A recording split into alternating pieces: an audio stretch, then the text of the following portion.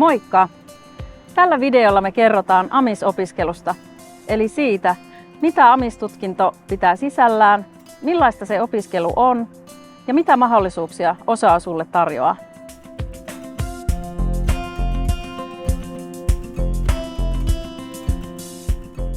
Kun sä opiskelet OSAOssa, sä opiskelet sen sun alan ammattilaiseksi heti alusta alkaen. Suurin osa opinnoista, 80%, on sellaisia opintoja, joissa sä saat just niitä tietoja ja taitoja, mitä sä tarvit siinä sun tulevaisuuden ammatissa. Loput 20% niistä opinnoista on sellaisia yhteisiä opintoja, jotka myös auttaa sua siellä työelämässä. Niitä on esimerkiksi kielet, matematiikka ja työelämäosaaminen. AMIS-opinnot kestää keskimäärin 3 vuotta, mutta jokaiselle opiskelijalle laaditaan oma henkilökohtainen opiskelusuunnitelma, eli HOKS.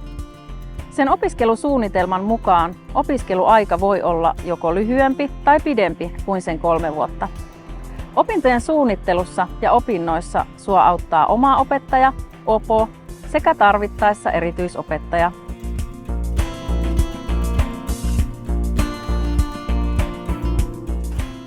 AMIS-opinnoista iso osa tehdään työpaikoilla.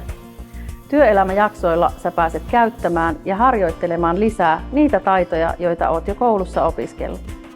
Samalla sulle tulee tutuksi se, miten työelämässä toimitaan ja opit tuntemaan niitä työpaikkoja, joissa ehkä tulevaisuudessa työskentelet. Meille tullessa opiskelijan ei tarvitse olla valmis työntekijä. Riittää, että on kiinnostunut työstä ja näyttää sillä motivaationsa. Asenne ratkaisee. Työelämäjaksolla sulla on aina tukena sieltä työpaikalta työpaikkaohjaaja sekä koululta alan opettaja. Työelämäjakson päätteeksi sä pääset näyttämään sun osaamista niissä oikeissa työtehtävissä, joita oot harjoitellut, ja saat suorituksen sun opintoihin.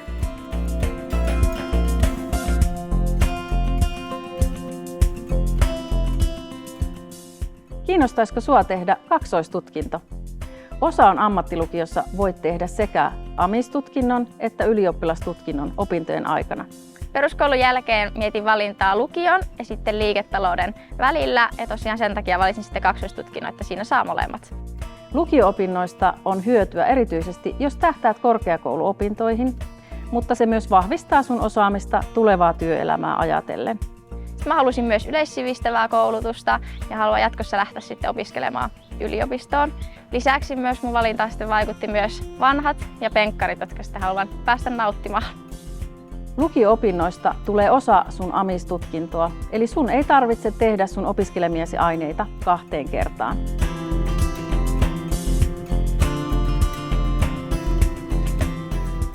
Tiesitkö sitä, että urheilun ja AMIS-opintojen yhdistäminen onnistuu OSAOssa, Oulun Seutu Urheiluakatemiassa? Sä voit harjoitella ja kilpailla sun lajissa täyspainoisesti ja sun opinnot suunnitellaan niin, että AMIS-tutkinnon suorittaminen onnistuu. Mä oon Julius Paananen, AC Oulussa pelaa jalkapalloa ja mä opiskelen liiketoiminnan perustutkintoja OSAOlla. Meillä on OSAOlla hyvin joustavat opettajat ja hyvin joustavat aikataulut, että hyvin onnistuu nämä urheilu ja koulu yhdistäminen, mutta se vaatii tietenkin paljon sitoutumista, sillä se voi olla tosi rankkaa välillä, mutta tää on periaatteessa paras paikka, mihin voi tulla, jos aikoo keskittyä paljon urheiluun ja haluaa myös koulut käydä läpi hyvin.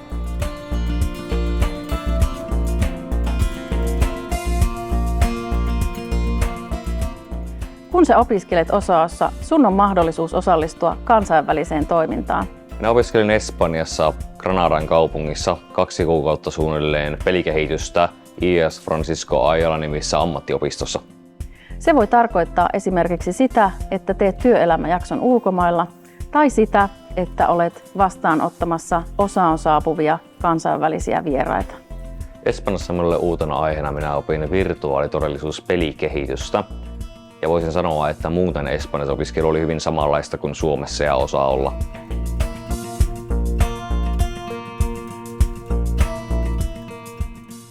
AMIS-opintojen jälkeen sä voit hakea opiskelemaan ammattikorkeakouluun tai yliopistoon, ihan mille vaan haluamallesi alalle.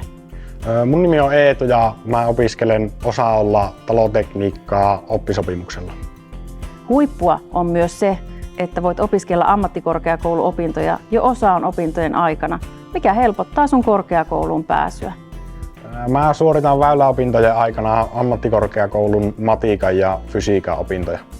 Mä valitsin väyläopinnot sen takia, että siitä saa lisää mahdollisuuksia edetä omalla urallaan ja se helpottaa tosi paljon ammattikorkeakouluun pääsyä. Me Osaalla tuetaan sua jatko-opintojen suunnittelussa ja kerrotaan tästä mielellään lisää.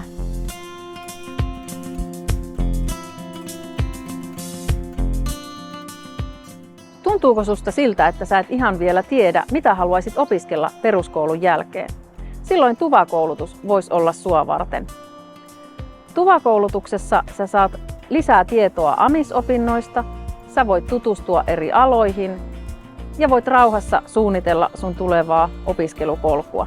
No siis, mähän tulin TUVAlle sen takia, kun lukio ei oikein napannut mulla. Ja TUVA on semmoinen paikka, jossa etsitään sun kiinnostuksen kohteet ja vahvuudet.